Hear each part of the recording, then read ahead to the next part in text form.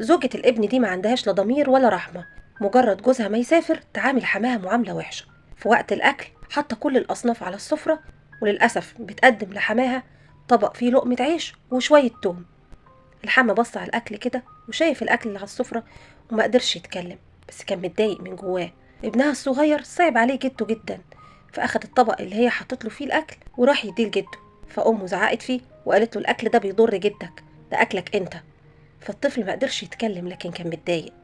ابنها الأكبر منه جاي علشان ياكل معاهم، بص على جده لقاه ماسك طبق فيه لقمة عيش. هنا قرر انه يعمل الصح، أخد من جده الطبق ده لأمه، وقوم أمه من على السفرة. هو وأخوه قاموا سندوا جده وقعدوه على السفرة بتاعتهم، والأم مسكت الطبق اللي فيه لقمة عيش ووقفت بعيد علشان تحس نفس الإحساس اللي حسسته لحماها.